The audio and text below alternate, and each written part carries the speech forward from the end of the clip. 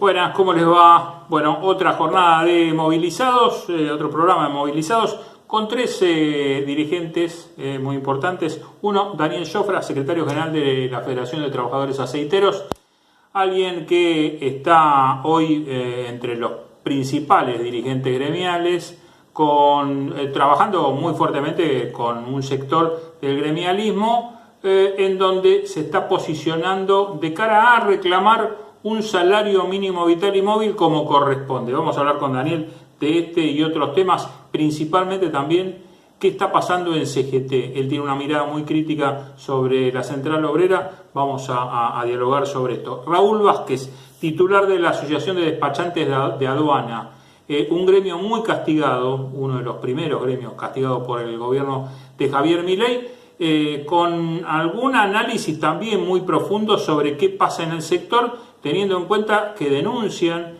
que creció el contrabando, creció el narcotráfico, hay una baja en la recaudación fiscal justamente a raíz de estas decisiones del gobierno libertario. Y por último, Alejandro Salcedo, secretario general de UDOCBA, de los docentes bonaerenses. No solo vamos a hablar de la situación de los maestros en la provincia de Buenos Aires, sino también una mirada muy particular sobre las elecciones y sobre lo que está pasando en la actividad, no solo de los maestros, sino en general. Esto para esta nueva emisión de Movilizados.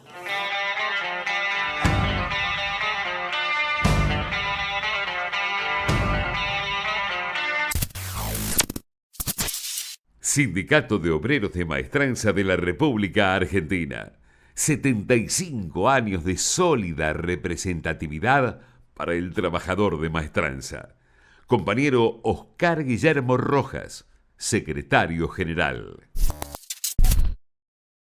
Muy bien, estamos con Daniel Jofra, secretario general de la Federación de Trabajadores Aceiteros y demás.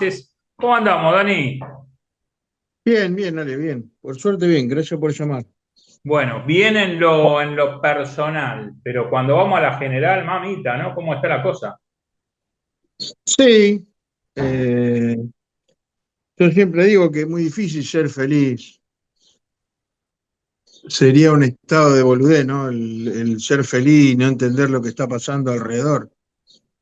Y más con el compromiso que uno tiene particularmente por defender desde hace mucho tiempo a los trabajadores y trabajadoras de este país. Uh-huh.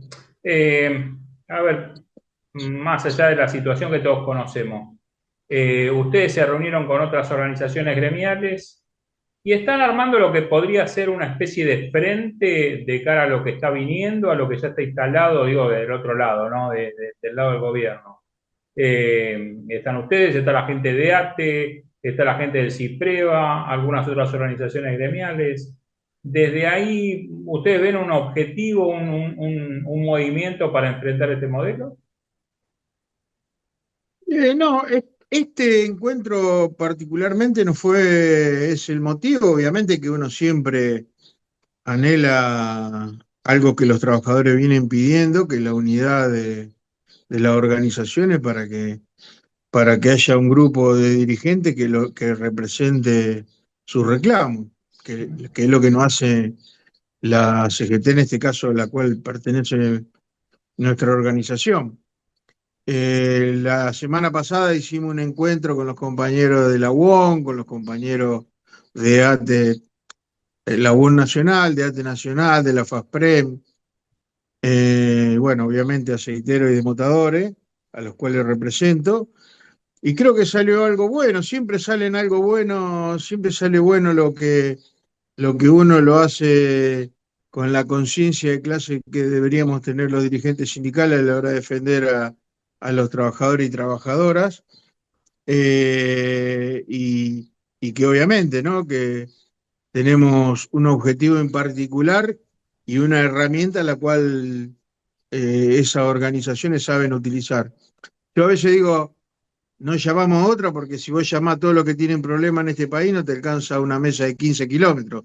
Entonces, me parece que son, son granos de arena que uno va aportando. Nosotros cada vez que hacemos un congreso, un plenario, un encuentro como el que ocurrió la semana pasada, siempre invitamos a organizaciones hermanas que luchan en primer lugar y que tienen conciencia de clase. Creo que salió bastante bien por lo apresurado que fue hacerla, porque justo había un par de circunstancias que ameritaba hacerlo en el momento y en 7 días armamos un encuentro que salió, que hubo delegados y delegadas de la UOM, hubo de compañeros de aceiteros, de desmotadores, de prensa, de los compañeros de ATE Nacional. Bueno, creo que todos estuvimos de acuerdo de que la unidad detrás de un objetivo sindical, de una necesidad como la que hoy tienen los trabajadores, es posible en este contexto. Ujú. A ver, uno de los puntos principales es quizás el leitmotiv de lo que tienen ustedes para las paritarias, y es esto del Consejo del Salario Mínimo Vital y Móvil, que en Argentina evidentemente a lo largo de los años no ha funcionado, salvo honrosas excepciones, y que hoy está devaluado, más allá de las paritarias, digo, ¿no? Pero en el caso del Consejo del Salario Mínimo Vital y Móvil, realmente no funciona. ¿Ves que ese es un punto de partida para justamente instalar otras demandas? Mira, yo creo que hay muchas necesidades y desde hace mucho tiempo. Se profundizó en este último periodo de este gobierno, totalmente desalmado, cretino, o sea, tienen todas las particularidades que tienen la mayoría de los capitalistas, y más cuando gobiernan. Creo que hay muchas necesidades, pero para nosotros la fundamental hoy, la que puede unir al movimiento obrero, es el salario, donde tenemos el 95% de los trabajadores registrados bajo la línea de la pobreza. Entonces, vos, a ver, vos conocés, seguís nuestro proceso, y hace 15 años que seguimos negociando con el mismo criterio sobre el salario mínimo vital y móvil, pero de acuerdo a la definición y de acuerdo a lo que en su momento hizo el INDEC, y en el 96-97 lo sacó Menem, y después en el 2012 y 2014 el kirchnerismo.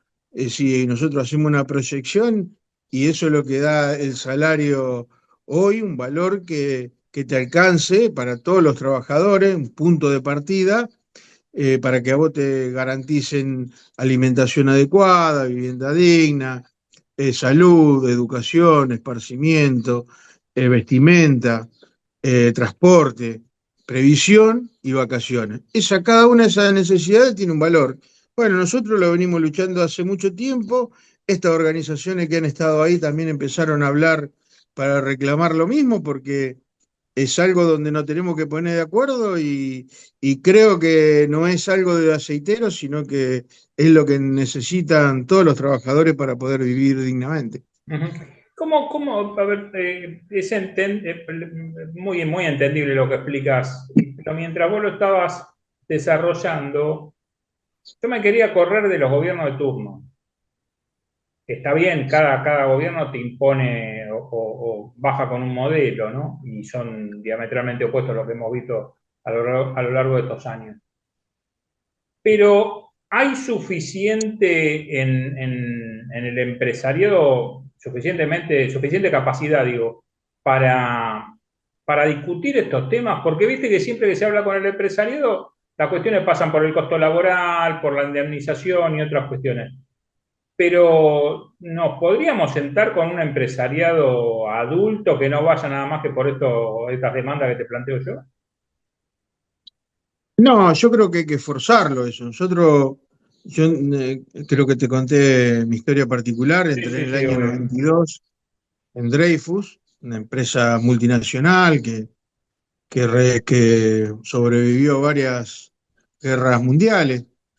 Y sin embargo, hasta el 2004, 12 años después, estuve trabajando en esa empresa como trabajador pobre, donde teníamos que vivir adentro haciendo hora extra para poder sobrevivir afuera.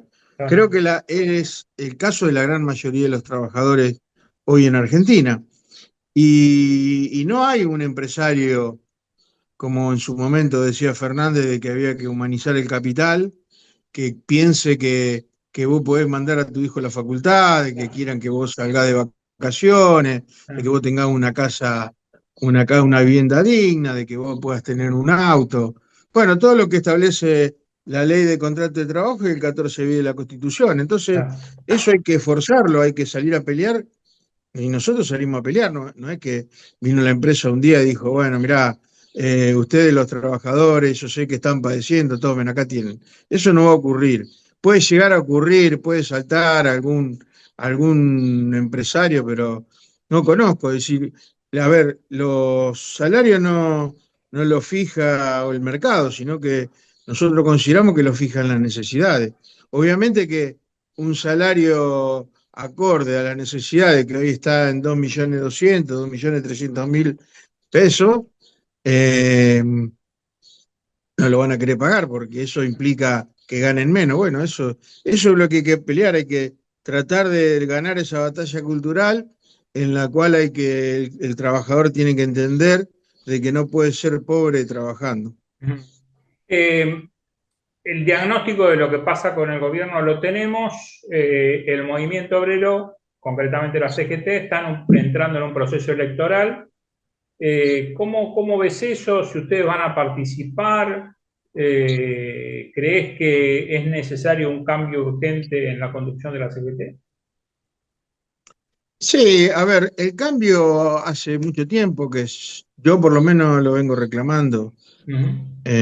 Cuando algunos me decían y tenían esperanza de que la CGT había hecho paros en este proceso del nuevo gobierno, y, y me decía que yo me quejaba, y yo le decía que era insuficiente lo que estaban haciendo, porque el gobierno avanzaba, o sea, el gobierno nunca interpretó las movilizaciones universitarias, nunca interpretó las movilizaciones de los... En realidad no le importó, no es que no le interpretó.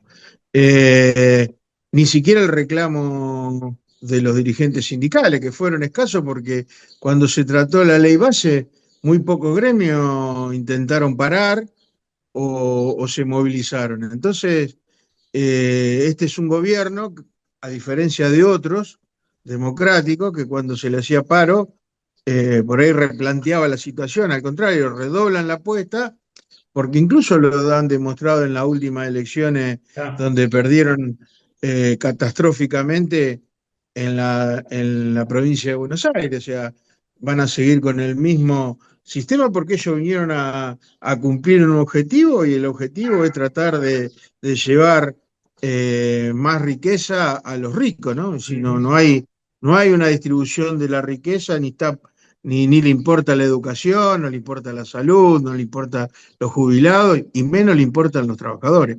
Pero bueno, me parece que ante eso también hay que ser realista. Es decir, en la medida de que no haya democracia sindical en la CGT va a ser muy difícil que se puedan elegir candidatos o dirigentes que realmente representen el interés de los trabajadores y trabajadoras.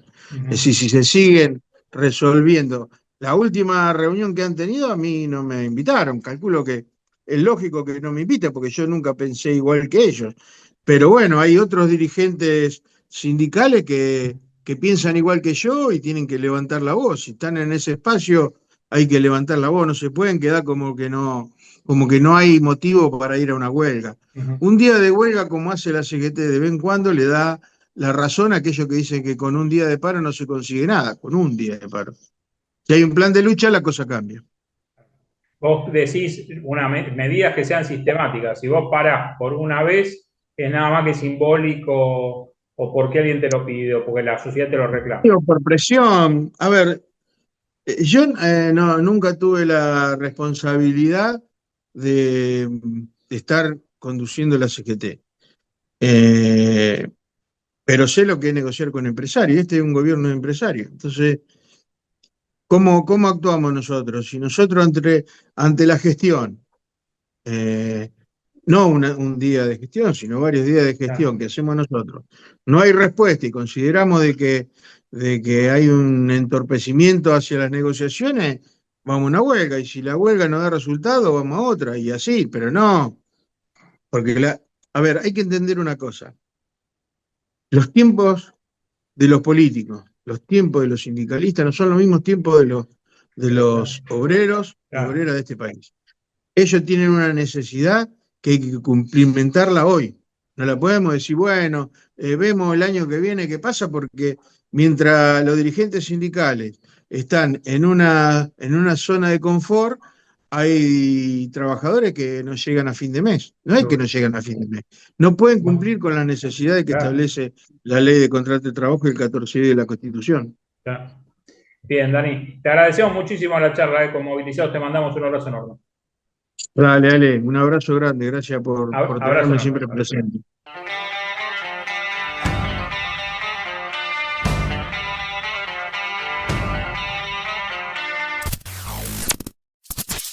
Cuando puedas viajar, la Posada Morada dos Ventos te espera en Pipa, la mejor playa del nordeste de Brasil, única por su bahía con delfines.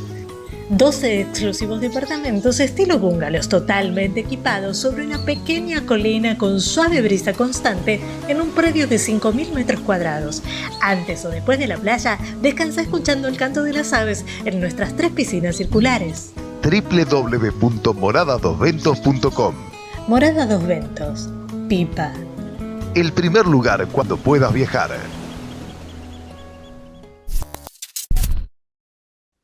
Muy bien, estamos con Raúl Vázquez, secretario general de la Asociación de Empleados de Despachantes de Aduana.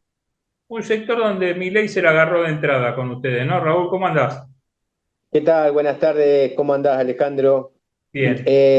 Sí, fue, digamos, lo que fue el 24, estuvimos complicados con ese tema y bueno, si bien el DNU se firmó, yo en su momento previo a eso, que traté de participar en todo lo que estaba en contra de eso, bueno, no se pudo lograr, eso se aprobó. El mismo Congreso que hoy desaprueba algunas cosas, ¿no? Hay varios ahí responsables. Eh, yo había dicho de que 3 cosas iban a suceder y son las 3 cosas que pasaron. Este año también se está viendo. Ujú. Una fue el tema del contrabando, otra fue el tema del narcotráfico y el tema fiscal. Hoy, por A ejemplo, en ver, las telas, vayamos por sí, parte. vamos por partes. Contrabando, narcotráfico. Después seguimos por lo fiscal, que me preocupa, pero me preocupa menos que estos dos.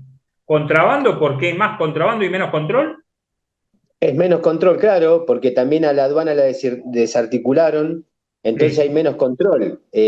Por ejemplo, la gente que va y compra, que hubo un boom, lo que fue fines del año pasado y principio de este año con respecto a las compras en Chile, en Paraguay, esos sí, lugares, hubo mucho contrabando de eso. Los negocios que estaban de este lado solían ir a cruzar, se compraban la mercadería y te la vendían de este lado claro. a los mismos, a los precios que se venden acá, ¿no? Pero acá, ¿qué estamos hablando? ¿De contrabando hormiga o también se daba, porque esto supongo que lo que vos te referís, bueno, la compra que podía hacer yo, que me compraba 2 televisores, ponerle y vendía uno acá, no sé, una cosa por el estilo. Pero vos también, ustedes también lo vieron en el contexto general, o sea, todo esto se amplió. Sí, por supuesto, porque inclusive mucha mercadería que como a nosotros nos desprofesionalizaron, Sí. si bien los empleadores siguen manteniendo a sus clientes, pero bueno, acá hubieron una figura nueva que se llamaba los declarantes, que eran personas sin ningún tipo de nada, ¿no? De No, es decir, conocimiento. de conocimiento, ¿no? Porque un despachante está controlado por la UIF, es decir, cualquier Ujú. mala declaración lo paga, es decir, Claro. como sea. Pero los declarantes son todo NN, entonces uno trae una mercadería de cualquier parte y ponele terrestre, lo trae de Brasil o de Sí. Paraguay. Y vos decís, bueno, hago un tránsito de Misiones, hago un tránsito a Mendoza. Y bueno, el camino no sé, en Santa Fe lo desviaste. Chao, ya fue. Claro. Ahí ya está hablando de contrabando. Ujú. Es un tema jodido, igual que el tema del narcotráfico. Acá a principio, en febrero, marzo, hubo una terminal portuaria en Retiro que la tuvieron que cerrar porque encontraron, digamos, un embarque. Ujú. Entonces, bueno, nada, son cosas que al ver menos control, Y al eso, pensar de a que, ver, como decís vos, se juntan varios temas. Uno es aduana en general, hay menos controles. Y otro tiene que ver con el tema de los despachantes. y si vos eliminás la figura del despachante, ¿quién controla? ¿Quién declara? Claro, Ahí tiene está que haber un bien. responsable en el medio, ¿viste? Aparte que la tarea de los despachantes digamos, es una tarea dentro de lo que es la cadena del comercio exterior, es la más barata, es decir, no hay un costo ahí importante en todo eso. Ujú. ¿Viste? Y después, como te decía antes, también el tema fiscal, digamos, las telas, ya desde el año pasado, no se verifican más, es decir, la aduana ya no Ah, las verifica. Entonces vos te podés declarar un trapo y te traes una seda. Total, claro. si no lo verifica nadie. Y ahí estás evadiendo el fisco, porque estás pagando otro tipo de aranceles. Sí, y se me ocurre, y supongo capaz que la pego, capaz que no, en mi desconocimiento de la actividad. Pero digo, ¿puedo traer algún producto que genere algún problema de salud para la población? También porque también se achicaron los controles. Vos fijate el problema que estás viendo con el ANMAT, con lo que es el Sí, INAI, claro. el SENASA. Mm. Entonces, es también, viste, es un tema que esta gente no tomó, no analizó previo a todas estas cosas, ¿viste? Pará, te voy a poner un reparo ahí. No es que no lo analizó. El presidente dijo que era el topo que venía a destruir el Estado. Sí, bueno, pero vos estos controles, vos fijate lo que es la calle con el tema de los patentamientos, está lleno de vehículos constantes sin patente. ¿Y qué Sin sabes si ese patente. auto no es robado? Te cruzas un semáforo en rojo, ¿quién te ve? Si eso no tienen, la mayoría no tienen ni siquiera la patente provisoria. Sí, sí, o por lo menos he visto mucho que la tienen pegada adelante. Y yo me Claro, acuerdo, digamos, uno que es un poquito más grande, me acuerdo de cuando pasaba eso, vos estabas en obligación de tenerlo pegado adelante y atrás. Y se por demoraba la supuesto, cosa. por supuesto. Entonces, sacar todos esos tipos de controles es un peligro, ¿viste? Mm, Eh, sí, a nosotros en cierta forma, bueno, digamos, nos castigó. Si bien los empleadores, como te dije antes, mantienen los clientes porque las empresas grandes prefieren tener el despachante que le hace todos los trámites y tienen todo prolijo, ¿no? Porque no ujú. es el costo, en la cadena no es el costo. O sea, el trabajador no es el costo, no tiene nada que ver. No, por supuesto que no, ¿viste? Pero bueno, también, como te dije antes, nosotros el año pasado salimos a discutir todos estos temas previo Sí. a la votación y bueno, hoy estamos. Y esto, Raúl, le generó una pérdida de puesto de trabajo? Y sí, porque aparecieron muchos declarantes, muchos CNN, Ujú. muchos, digamos, que se tiraron el lance y en algún momento terminaron por ahí perdiendo, ¿no? Porque, viste, vos para una importación tenés que tener una idea, una previa de. Las mercaderías todas tienen posiciones arancelarias y todos los controles previos, ¿no? Que lleva eso. Una materia prima, un repuesto. Entonces no es tirarse el lance y traer cualquier cosa. Vos fijate el problema que está surgiendo en lo que es Ezeiza, ¿no? Toda la mercadería que viene aérea, que hay un lío bárbaro, está lleno de mercadería, está todo trabado porque se llenó de un montón de mercadería de personas, digamos, de particulares, donde hoy para sacar una mercadería de una importación está terriblemente trabado, demorado, porque se le arrebató los depósitos que tienen allá en los hangares de Ezeiza están saturados de mercadería, entonces se les mezcló todo. Hay unas Ujú. demoras bárbaras con ese tema. Pero Eh, hay demora por la burocracia propia del gobierno, digamos, de falta de personal, de que el personal que hizo esa importación no sabe cómo destrabarlo. no, porque en realidad eso es privado. Antiguamente era Arcadasa, hoy se llama bueno, ahora no me acuerdo el nombre, pero eso es privado, es una terminal de Ah, aérea, la única, monopolio. sí. Y se le arrebató de mercadería porque empezaron a venir muchos particulares. Entonces, claro, todo el mundo empezó a comprar, viste, en esas plataformas Shein, todos esos Sí, lugares, y bueno, sí, llega sí, todo ahí. sí. Después lo tienen que trasladar a otros lugares, pero bueno, no tienen la capacidad ni el personal para corregirlo. Claro, Entonces hay claro. un lío importante con eso. Bien. Te paso otro tema, porque lo hemos hablado, estuviste en alguno de los programas nuestros y hablamos bastante de política. Fuiste candidato en la Ciudad de Buenos Aires. ¿Cómo está y cómo ves, después de lo que pasó en la provincia, cómo ves este proceso electoral? Y este proceso electoral es un poco, otra vez pasa lo mismo como cuando se lo votó a Milei, ¿no?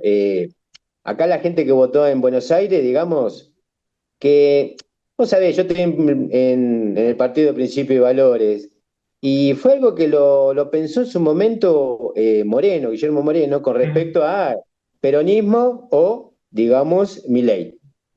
Entonces, ¿qué pasó con la gente del conurbano? Como la está pasando mal, como ven que hay muchas personas los jubilados que la están pasando mal, bueno, la gente que está sin trabajo, los enfermos, los discapacitados, todo ese tipo de gente, no importa quién estaba dentro de lo que es Fuerza Patria. La gente votó otra vez como lo votó en su momento Milei, enojado con el gobierno, terminó votando sin saber a quién vota. Eso por lo Vos menos es la ves, lectura que yo hago. a ver, porque es una lectura, le hemos hecho mucho, vos ves que se votó en contra de, no a favor. Exacto. No, claro, es lo mismo. En contra de, no miraron. Por eso fue vivo Guillermo cuando él plantea de poner todo el peronismo dentro de Fuerza Patria. Entonces Claro. estaban todos nucleados ahí, ¿viste? No es que eran, porque bueno, cuando terminó la elección el domingo, qué sé yo, salieron a hablar algunos, como por ejemplo Kicillof, se adjudicaron el triunfo. Y este es algo que es entre todos, todavía no hay decidido quién, ¿viste? Claro. Bueno, algunos se lo Sí, adjudicaron, a ¿no? El ver, triunfo. también es cierto, Raúl, que acá quedó una especie, en la provincia de Buenos Aires, una elección entre dos figuras o dos modelos, si querés, por culpa del propio Milei, porque Milei Exacto. nacionalizó la campaña y lo puso a Kicillof, lo subió a Kicillof del otro lado del ring.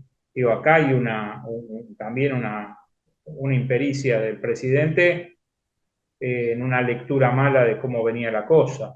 Y en estos términos, ¿cómo ves vos que sigue esta historia? Y él no va a cambiar el rumbo económico. Entonces, como el problema es el rumbo económico, que no nos lleva a ningún lado, va a pasar lo mismo en octubre. Yo creo que va a haber más gente todavía en el país que lo va a terminar votando en contra. Él no va a mover eso. Entonces, bueno, va a seguir así porque, como todos lo sabemos, es el día a día, cómo se van cayendo las empresas, cómo cierran las Sí, pymes.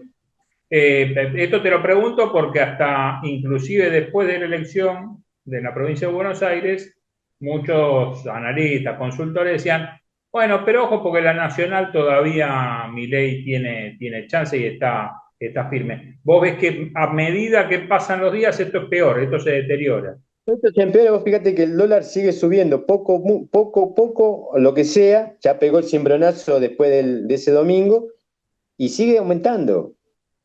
Se están quedando sin recaudación ellos como para poder sostenerlo. Entonces yo no sé si van a llegar bien, cómo van a llegar a octubre, falta, es casi fin de octubre. Claro.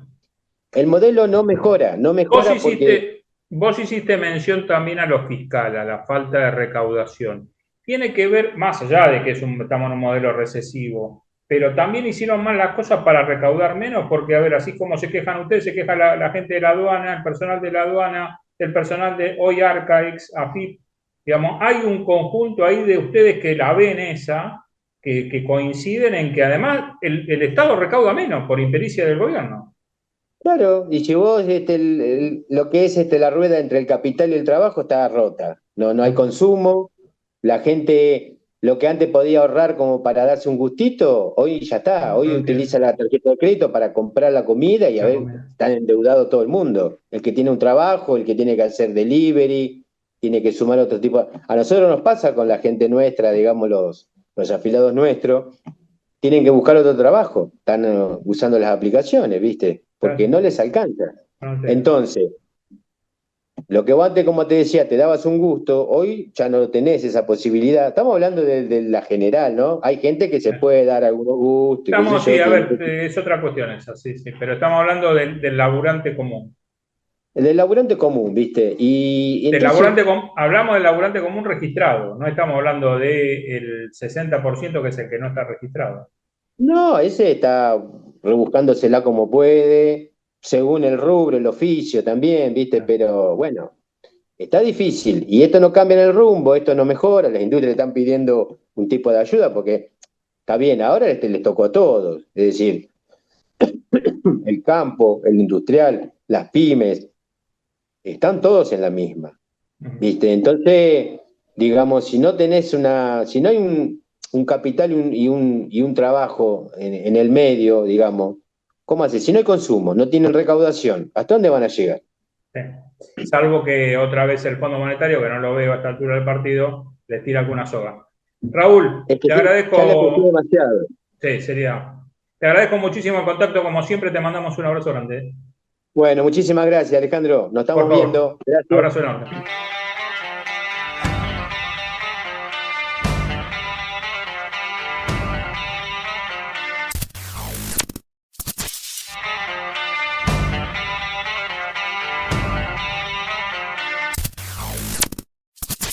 Muy bien, lo tenemos a Alejandro Salcedo, secretario general de UDOCBA, de los docentes bonaerenses. ¿Cómo andamos, Alejandro? Hola, ¿qué tal Alejandro? Buenas tardes, un saludo para tu audiencia. Bien, bueno, contame cómo están hoy los docentes de la provincia de Buenos Aires, en líneas generales, después de una elección que también tiene su connotación ahí con el mundo laboral. Pero contame hoy en general cómo están los docentes de la provincia de Buenos Aires. Bueno, mirá, los docentes de la provincia de Buenos Aires no escapan a la realidad de todos los trabajadores de la Argentina, ¿no? Eh, Desde el año 2024, ¿no? Se está viviendo en la Argentina un ajuste muy grande, muy importante, un ajuste económico, ¿no? Que con el paso del tiempo se ha hecho sentir en todos los niveles. Hay sectores muy importantes de la actividad económica argentina que han visto perjudicados sus salarios, que han visto despidos, suspensiones, retiros voluntarios, y eso hace que se genere una recesión muy fuerte. Ah, Y eso el gobierno, el presidente de la Nación, a la recesión, que lo que provoca es una baja de la recaudación impositiva y no impositiva, ingresos de la provincia de Buenos Aires, se suman los recortes de presupuesto de manera directa, que se estiman en más o menos 12 billones de pesos, 12 millones de millones, y eso hace que se resienta en todo, en la Argentina. La Argentina en diciembre del 2023, el renglón más importante a nivel nacional era el de la seguridad social. claro. Jubilaciones, pensiones, asignación universal por hijo. Y hoy el renglón más importante del presupuesto nacional es el pago de la deuda, servicios de deuda externa, que es un poco eso lo que vino a hacer el gobierno nacional, ¿no? Yo no digo que no haya que honrar las deudas. Ahora, una cosa es pagar y otra cosa es pagar con el ajuste, con la desocupación, con la pérdida de poder adquisitivo del salario. Bueno, los docentes salarialmente están en ese marco, en ese esquema, a pesar de que con el gobierno provincial hemos podido acompañar la inflación, una inflación que también, es bueno decirlo, no está del todo bien medida, no porque falle el método, sino porque la ponderación de la canasta de bienes y servicios, esta medida es muy antigua, pero aún así, el salario del docente ha acompañado a la inflación en un marco, sí, de pérdida de poder adquisitivo, no solo de los docentes de la provincia, sino del sistema laboral en general, de todos los trabajadores en general. En general, la diferencia de la realidad que viven ustedes en la provincia de Buenos Aires, bueno, que no está esta cuestión de la crueldad y de, bueno, vamos a despedir a trabajadores de la administración pública porque el Estado no sirve. Bueno, exactamente. Eso nosotros le reclamamos muy fuertemente desde que se inició todo este proceso de ajuste al gobierno nacional por el fin de la quita, porque a los docentes le quitaron los fondos para el FONID, para comedores escolares, para infraestructura, para doble jornada, para planes de terminalidad. Bueno, además le quitaron a todo el pueblo y los docentes también, obviamente, los subsidios al transporte, los subsidios a las tarifas, toda plata que estaba en el bolsillo de los trabajadores y que se perdió. Se perdió, no, se la quitaron. Se fue para se otro la quitó lado. el presidente de la Nación con políticas de enfriamiento de la economía, porque además enfría la economía con el fin de bajar la inflación, ¿no? Pero es un remedio que es casi tan malo como la enfermedad. Por eso es tan difícil bajar la inflación, no es tan sencillo. Bueno, seguro. acá parece que aplicó una receta y que bajó la inflación. Pero bueno, toda esta cuestión de lo económico de los docentes de la provincia transita por ahí, por donde esto que te estoy contando, y después trabajamos con el gobierno provincial cuestiones que tienen que ver con la sobrecarga de tareas, con la cuestión de la las relaciones laboral-trabajo. La sobrecarga de tareas es una que le planteamos muy fuertemente al gobierno provincial. También hemos logrado un convenio colectivo de trabajo, una paritaria, un acuerdo paritario que respecto de cuestiones de violencia que están sufriendo los docentes, que hay momentos en los que recrudece, ¿no? En el primer semestre tuvimos muchos casos, lo hemos trabajado y lo estamos trabajando con el gobierno provincial también. Además, estamos trabajando el convenio colectivo de trabajo, que esperemos lo más pronto posible firmarlo, porque tiene dos grandes ventajas el convenio colectivo, que una es la ultraactividad, que significa que un convenio sigue vigente a pesar de que venza su término, su tiempo, y además que no puede ser modificado por uno peor, que tiene que mejorar por el principio el principio de progresividad de derechos laborales, derechos sociales. Ultraactividad y progresividad son dos elementos que hacen que sea muy importante que cualquier trabajador, en este caso los docentes de la provincia de Buenos Aires, tengan sus derechos laborales establecidos en un convenio colectivo de trabajo. Bien. Saltamos un poco de lo provincial, aunque tiene un nexo, y nos vamos a lo nacional.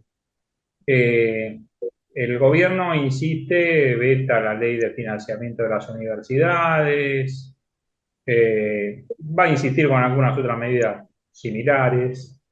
¿Ves que el gobierno, en lugar de hacer una lectura desde lo económico de las elecciones en la provincia, las hace desde el punto de vista solamente electoral? Dice que es una cuestión política, que va a ver cómo cambia esa cuestión política y que en lo económico está todo bien.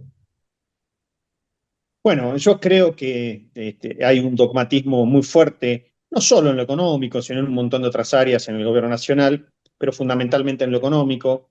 Está claro que el pueblo argentino está peor que antes de su gobierno, y antes de su gobierno las cosas no estaban bien, ni mucho menos.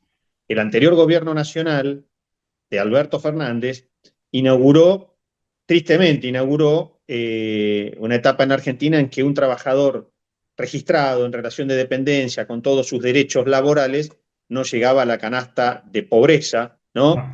Inaugurando un periodo en el que el trabajador en blanco estaba pobre. Y eso es sería como lo más grave de un montón de otras cuestiones, a pesar de que hubieron algunas cuestiones, y nombro una que me parece que es rescatable, que por ejemplo el anterior gobierno entregó 100.000 viviendas contra 0 este actual gobierno, ¿no? Entonces, pero el gobierno anterior era un gobierno que dejó muchos déficits, muchas deudas, y no solo no vino a resolver, sino que agravó todo, porque yo le puedo tomar al presidente de la Nación que él tenga otra estrategia, otra política, otra manera, pero nada hace ver que en un futuro ni cercano, ni mediano, ni inmediato, ni lejano, esto vaya a traerle alguna mejora a los trabajadores y al pueblo argentino en general. Pero bueno, el pueblo argentino está compuesto en su mayor parte por trabajadores. No se ve que eso vaya a ser así, y es por eso es que estamos enfrentando y reclamando las sumas. Esto que vos decís, quitarle fondos al Garrahan, quitarle fondos a la discapacidad, a los jubilados, a la universidad. Bueno, evidentemente esto de las universidades debe tener que ver con alguna cuestión económica o alguna cuestión empresaria, porque nosotros tenemos universidades que hacen desarrollo, que hacen investigación, que generan conocimiento, y eso en otros países del mundo lo hacen las empresas privadas. Bueno, probablemente porque después, ¿qué pasa? Hay que darle a Elon Musk, el Estado le da a Elon Musk para que desarrolle esta cosa, le da a fulano para que desarrolle esta otra cosa, porque esto es lo que pasa también en Estados Unidos. Empresas que reciben subsidios del Estado, ¿no? Y bueno, y acá supongo yo, o me parece que es lo que van a querer hacer, y no un Estado que equilibre. El Estado con la educación, con la salud, equilibra las diferencias o las asimetrías, que es bueno decirlo, asimetrías que estaban muy marcadas también antes de este gobierno, pero reitero que este gobierno las profundizó de una manera brutal, Bien. Y además, bueno, esta palabra que vos usás, ¿no? Que parece que cada vez más gente tiene consenso respecto de que bueno, la crueldad es uno de los ejes del actual gobierno.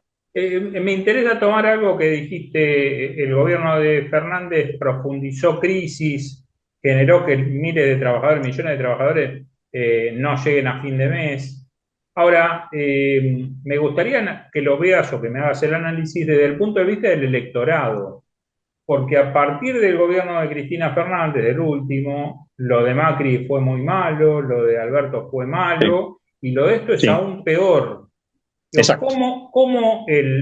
porque quizás nosotros estamos impregnados de otra cosa, yo desde el lado periodístico político, vos desde lo gremial político, pero nosotros tenemos otra visión. ¿Cómo se convence al electorado que esto puede cambiar después de casi 12 años de fracaso en fracaso?